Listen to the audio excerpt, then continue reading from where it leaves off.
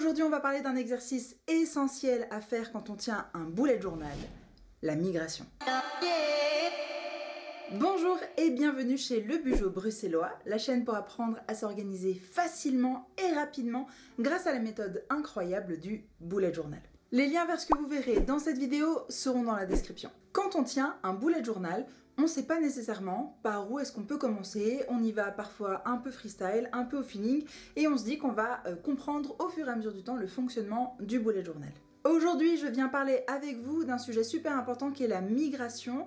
Qu'est-ce que la migration dans un bullet journal? Il s'agit de venir prendre des informations du mois achevé pour les amener vers le mois suivant. Ici, on parle donc de migration mensuelle et dans cette migration mensuelle, il y a plein de petites choses qu'il va falloir faire.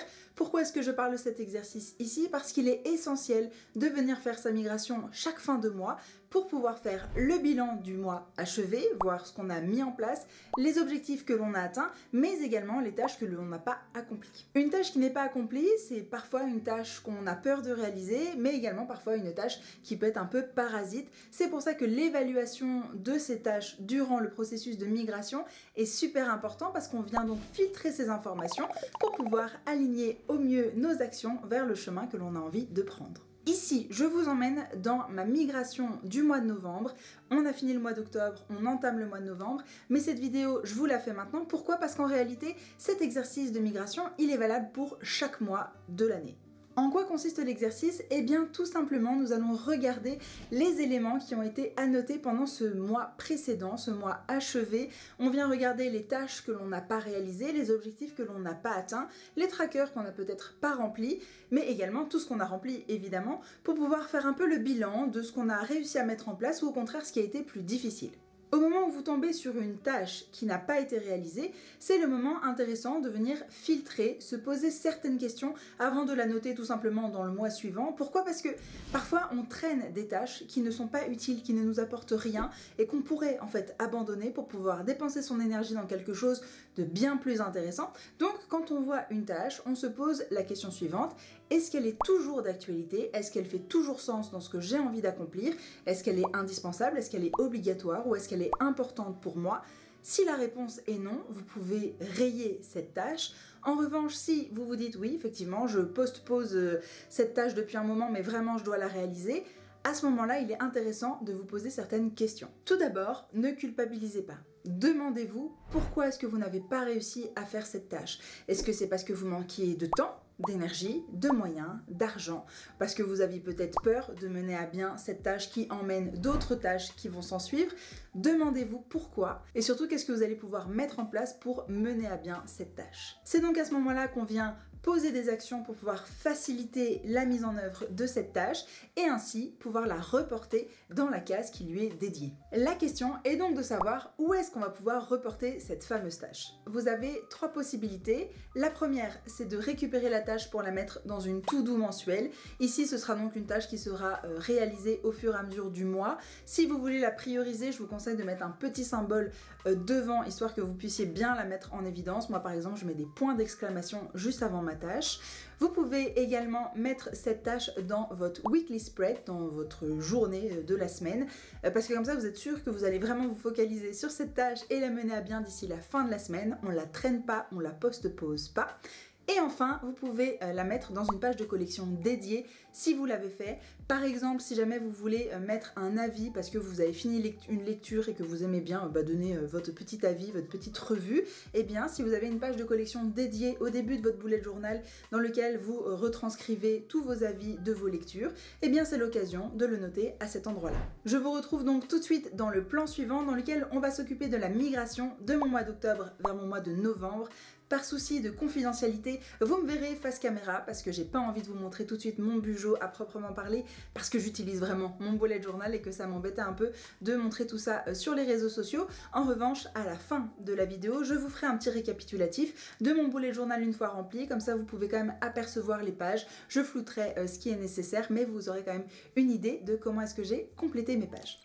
On se retrouve à mon bureau, le setup est pas incroyable mais c'est ce que j'ai à disposition, donc je vous propose aujourd'hui qu'on fasse un petit récap de mon mois d'octobre. On va regarder en gros les pages que j'ai complétées, regarder les tâches qui ont été effectuées ou pas. Ça me permet vraiment de faire le point, le bilan, et donc au moment de la migration, donc de prendre mes informations du mois précédent vers le mois suivant, et bien de savoir qu'est-ce qui est toujours pertinent pour moi. Je vais donc commencer par regarder un petit peu mes pages. Je vais faire un tour sur ce que j'ai accompli ou pas. Ici, je peux regarder mon calendrier mensuel. Je vois qu'au niveau perso et pro, j'avais quand même pas mal de choses. J'ai travaillé un petit peu sur différents endroits. Je suis partie en vacances et donc c'est pour ça que c'est pas aussi rempli que ça pourrait l'être d'habitude. Néanmoins, il y a quand même pas mal de choses, donc ça c'est plutôt cool. J'ai eu un mois qui était assez intense pour le mois d'octobre.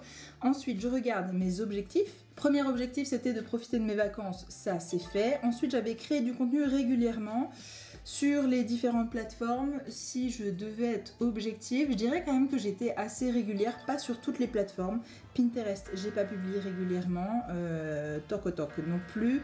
Instagram, j'ai publié régulièrement, oui, et YouTube aussi, parce que j'ai pas manqué de publications spécifiquement, mais j'ai pas pu créer sur toutes les plateformes, donc ça c'est quelque chose que je vais pouvoir améliorer en faisant un petit peu du batching, j'allais dire du batch cooking, non pas du tout, du batching dans mon contenu, notamment pour Pinterest, parce que j'aime bien vous proposer du contenu là-bas, donc ce sera l'occasion d'optimiser un petit peu mon organisation par rapport à ça. Et mon troisième objectif, c'était concernant l'avancée d'une formation. J'ai pas avancé sur cette formation puisque je suis actuellement en train de travailler toujours sur mon Bujo en 60 minutes, la formation que j'ai sortie au mois de septembre qui te permet de créer ton bullet journal de A à Z. Il y a toute une partie sur l'explication d'un bullet journal, qu'est-ce que c'est, comment est-ce que concrètement le Bujo peut t'accompagner vraiment dans ton organisation du quotidien.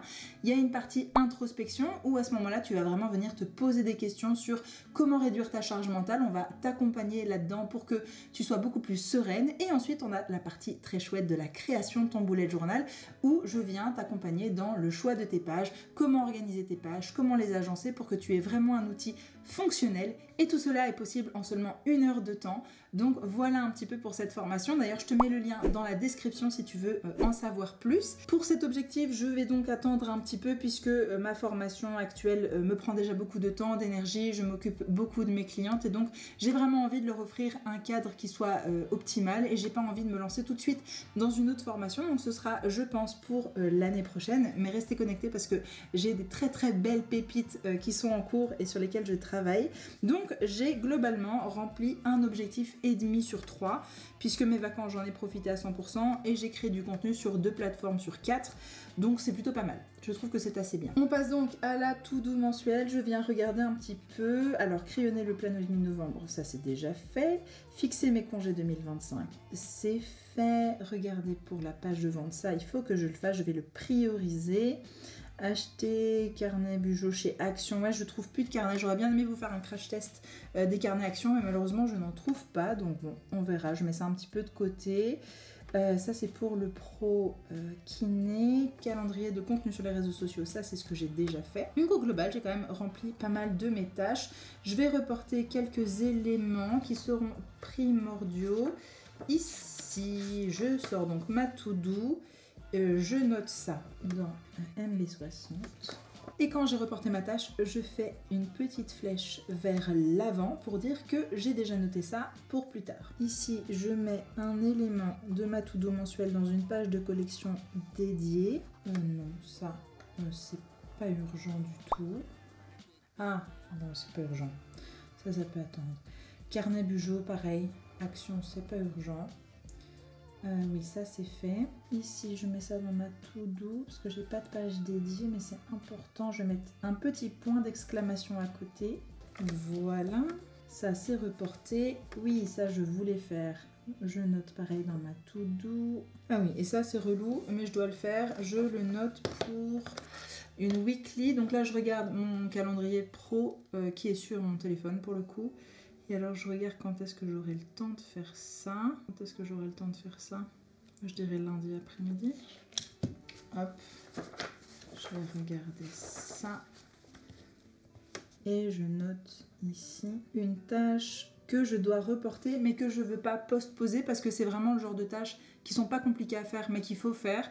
Ici c'est simplement nettoyer mon oreiller parce que Hera a fait pipi dessus, c'est pas très grave, mais du coup j'ai un autre oreiller en attendant et ça commence à me tirer dans la nuque. Donc je sais que c'est pas urgentissime mais j'ai envie d'avoir un sommeil de qualité, donc j'ai tout intérêt à aller faire un tour à la wasserette comme on dit en Belgique, donc au lavomatique, pour pouvoir nettoyer mon oreiller. J'ai donc postposé cette tâche.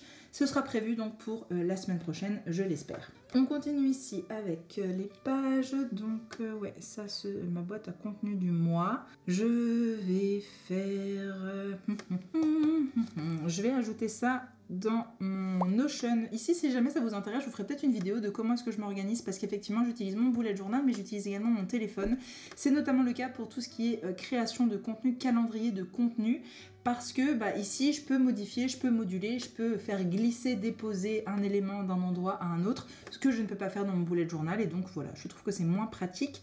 Je vais donc regarder mon calendrier, ce que j'emmène pour le Peugeot quand je voyage. C'est une question qui m'a été beaucoup demandée, donc je note comme quoi elle a été postposée, mais ici elle a été postposée dans mon Notion. Ensuite, sur le contenu qu'on a envie que je partage, il y a notamment les pages spéciales, donc en dehors des monthly, des dailies. J'ai d'ailleurs réalisé une vidéo sur la chaîne, je vous la mets dans le petit i, dans laquelle en fait je vous montre différents types de pages bullet journal que vous pouvez faire, que ce soit pour la gestion de vos dépenses, vos économies, traquer vos menstruations, enfin il y a vraiment plein de pages possibles et imaginables. J'ai un carnet dédié dans lequel je réalise des pages de collection et donc je pourrais peut-être vous montrer ça dans un carrousel sur Instagram. Je vais donc le noter ici. Et ensuite, inspiration menu, ça c'est ce qu'on m'a demandé. J'étais très partante à voir si jamais j'ai le temps de faire ça, mais j'aimerais bien faire peut-être un carnet de recettes. Je prends un carnet dans lequel je réalise des pages en fonction des recettes, un truc un peu esthétique avec des petits dessins, et puis en même temps des recettes à suivre, parce que j'ai un livre de recettes, mais il est vraiment assez basico-basique, où juste j'écris mes recettes, donc pourquoi pas. Ça, je pense que je ne le ferai pas tout de suite, donc je vais le rayer ici. Je vais juste l'ajouter ici au tout début de mon bullet journal, puisque j'ai une page de collection qui est dédiée aux idées pour Instagram. Je vais le noter là. Et c'est là ce que je vous disais du coup, que vous prenez votre carnet et d'une page à une autre, vous migrez vos informations vers là où ça vous semble pertinent. Je note mes points précédents ici aussi. Voilà, comme ça j'ai noté ça partout. Pour YouTube, je voulais recycler tout ce que j'avais déjà fait sur les réseaux sociaux pour vous proposer des shorts. J'ai pas eu le temps de faire ça, je peux le mettre dans ma to-do du mois de novembre. Parce que je trouve que c'est un format qui plaît et qui est toujours chouette et moi j'ai plaisir à créer du contenu donc ça peut être pas mal. Voilà pour ma boîte à contenu. Pour mes notes en vrac, j'ai pas besoin de regarder. Ah si, c'est pas vrai parce que j'ai marqué mes objectifs du mois de novembre parce que je les ai pas encore faits. Est-ce que c'est toujours d'actualité? Ici oui c'est d'actualité mais je l'ai mis dans mes habits tracker. Apprendre le Dalija, j'ai mis ça dans mes objectifs de novembre. Alors oui, mais c'est pas un objectif qui est assez grand pour que je m'y consacre pleinement. Je vais pas passer un mois à regarder exclusivement du contenu marocain, etc. Enfin j'ai pas envie de ça, j'ai envie juste d'améliorer un petit peu la langue et ma compréhension de la langue. Donc je l'ai rajouté dans mon tracker d'habitude, mais ce sera pas un objectif en soi. J'ai d'autres objectifs qui sont de nouveau dédiés à ma prochaine formation. Ça je vais le noter dans ma to-do, plutôt ce sera pas dans mes objectifs. Ok, bien, j'ai regardé un peu tout ça. Je vous montre mes objectifs à la fin dans le flip-through. Ce sera le plus simple, je pense. Ici, je vais donc regarder maintenant mes différentes weeklies, voir ce que j'ai noté, en sachant qu'ici mes weeklies commençaient le 14 octobre, puisqu'avant j'étais à l'étranger, donc ça n'était pas très utile. Je regarde ici, on peut dire que ça a été fait. Non, ça je l'ai postposé, ça c'est fait, ça... on peut le supprimer. Ensuite, la semaine suivante, j'ai fait pas mal de choses, je suis super contente, trop contente. Ah oui, et ça. Et ma dernière semaine, donc cette semaine-ci, ici j'ai fait, ça j'ai fait. Nettoyer oreiller, non, toujours pas, alors que je devais le faire. Voilà pour les semainiers. Le bilan d'octobre, je le ferai après. Peut-être que je vous le montrerai à la caméra, mais avant ça, je vous propose d'abord de remplir donc mon mois de novembre. Ici, j'ai rempli, j'ai fait la migration donc du mois d'octobre vers le mois de novembre. Et ensuite, je vais venir remplir mes pages de novembre à proprement parler. Pour ça, de nouveau, j'utilise moi mon téléphone puisque j'ai mon calendrier pro-perso qui est également sur le téléphone parce que c'est un calendrier partagé avec mon mari ou avec mes collègues de travail. Donc, je pose mon téléphone ici et je regarde les choses que je dois noter, que ce soit pro ou perso. Ici, j'ai mon atelier d'aquarelle. Oui, ça je dois faire aujourd'hui, je ne l'ai pas noté. Ici, j'ai donc rempli mon calendrier mensuel et maintenant je passe donc à mes objectifs que j'ai notés. Ma to-do que j'ai post-posée, elle est assez petite donc ça va, j'ai pas énormément de trucs. Suivi pro, j'ai noté ce que je devais faire. L'espace de notes, j'ai pas besoin de le remplir. Idée de recette, j'avais pas d'idée. Ah si, je voulais faire de la purée de châtaigne, je vais le noter déjà ici. Et j'en profite aussi pour aller jeter un œil dans le livre de Caro Framboudland parce que j'ai voulu boire un pumpkin spice latte en ville et en fait il y avait du café dedans. Moi je bois pas de café, j'aime pas ça. Donc j'étais un peu déçue parce que j'étais convaincue qu'il n'y avait pas de café dedans.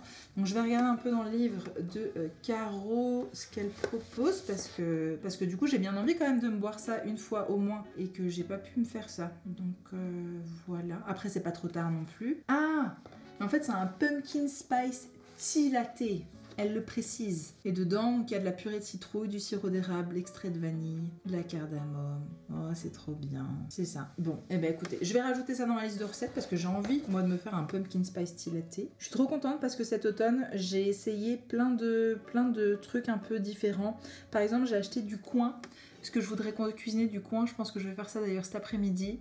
Et j'ai acheté aussi des châtaignes que j'ai cuisinées hier soir.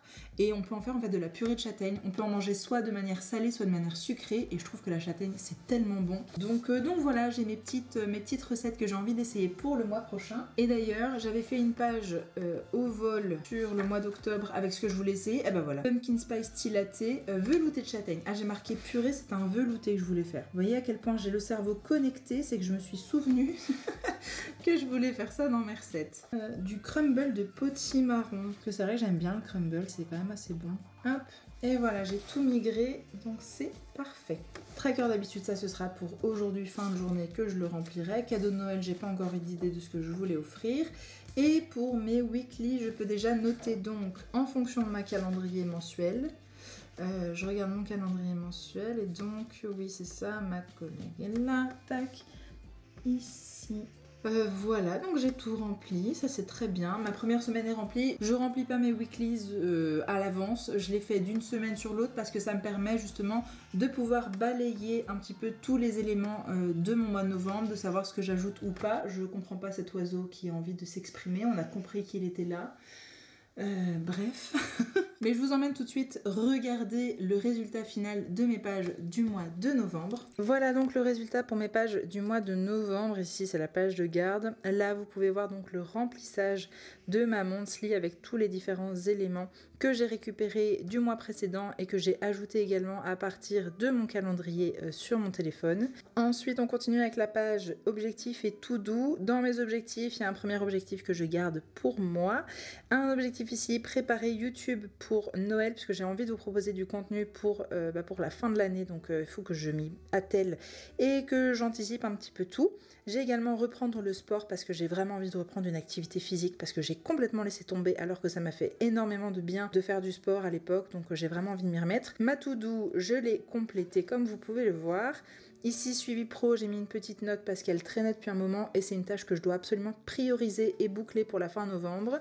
Une page de notes qui est vide, mes recettes que j'ai complétées à partir de mon carnet de recettes, enfin de ma petite page de recettes que j'ai fait le mois précédent, où j'ai noté également la provenance. Ça me permet de savoir où est-ce que j'ai chopé la recette et donc de plus facilement la retrouver sur les internets. Puis on passe aux habitudes, où ici j'ai rien noté puisque on est le premier, donc je compléterai ça à la fin de la journée. Ici les cadeaux de Noël, j'ai rien, ma petite citation, et enfin on voit l'aperçu de la semaine prochaine, la première semaine dans mon bullet journal, de nouveau qui n'est pas énormément rempli puisque je remplis mes pages de weekly notamment le jour même, soit la veille au soir, soit le matin même pour m'organiser, mais ça me permet quand même d'avoir un aperçu de quelles sont les journées plus ou moins remplies en fonction de mes besoins.